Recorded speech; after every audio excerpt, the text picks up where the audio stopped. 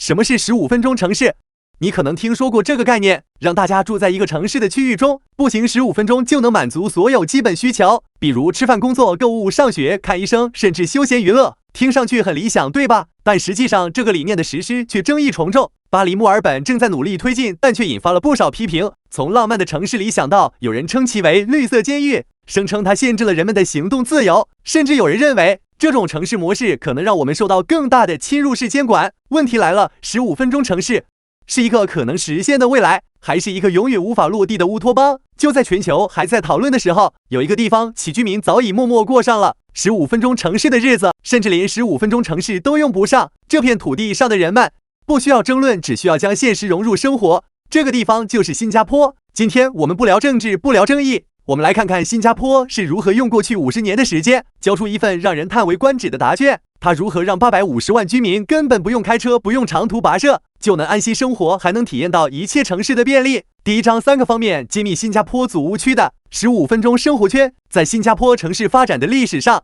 祖屋区是一个非常重要的关键词，这里主要指的是由建屋发展局和不规划和建设的住宅区。新加坡80%以上的居民都住在政府建造的祖屋，而祖屋的神奇之处在于，它不是单纯的住宅，它是一个完善的社区生活圈。城市规划的生活圈基石，民生设施网络。我们来回忆一下，你的日常生活都需要哪些基础设施？可能是家附近要有超市、有餐馆、有药店吧。这些设施最方便的规划方式就是最好能步行可以到达。而在新加坡，这些基础设施不是一个附加选项，它是所有居民生活的标配。你下楼不远处就是熟食中心，祖屋周边遍布的小商店可以满足你所有日常需求，比如祖屋下的熟食中心，在那里你可以找到新加坡最接地气的美食，海南鸡饭、蚝煎乐沙，简简单单的丰富选择遍布全岛。这些中心不仅是吃饭的地方，还汇聚了社区的温度和文化。目前新加坡全岛有超过110座熟食中心，这是一个什么概念呢？意味着超过90%的新加坡居民步行不到10分钟就可以达到这些设施。而不仅是吃饭，新加坡每个祖屋区都有设计完善的零售商店网，比如榜鹅新镇数据显示，97%的住宅都距离400米内的零售商区。对于普通居民来说，一瓶酱油，一个急需的生活用品，这些商品不需要导航，也不需要计划。祖屋区已经构建了一个自给自足的网络，而这种设计直接减少了大家依赖汽车的需求。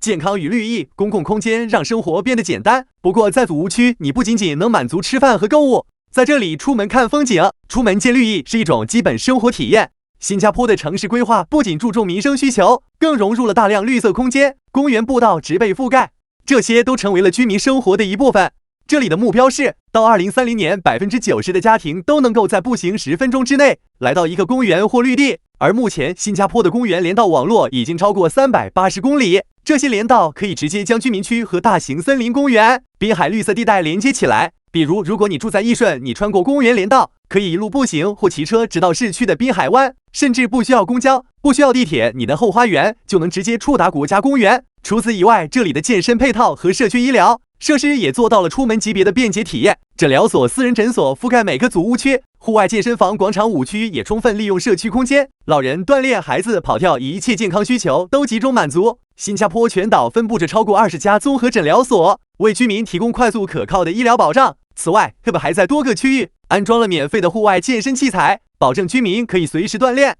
教育与交通，效率核心的新加坡模式。不过，对现代城市生活来说，最关键的是什么？是时间，通勤的时间，上下班的时间，陪伴家人和孩子的时间。新加坡的交通系统可能是全球效率最高的城市之一。在高峰期，从居民区通勤到工作地的地铁和巴士，时间比开车慢不了多少。这既归功于交通线路的高密度，也归功于站点的贴近性。根据规划目标，到2030年，新加坡80%的家庭将能够在步行10分钟内抵达地铁站，而目前巴士线路已达到每个居民区覆盖至少5条线路的标准。2022年数据显示，乘坐公交高峰期的通勤时间仅比驾车慢1.3倍，比许多国际大城市更加高效。另外，教育资源也非常均衡，家附近的学校几乎覆盖了所有年龄段的孩子，从幼儿园到小学，这也极大减少了家长的接送压力。对于家庭来说，接送孩子这个时间成本在这里极低，你上班前步行送孩子去学校，下班后可以直接步行接回，整个过程不需要额外规划，更不需要绕来绕去。第二章，新加坡模式背后城市规划的逻辑。这些便捷的生活体验并不是城市的偶然结果，它背后是新加坡对城市规划的高度设计模式。建屋发展局或和市区重建局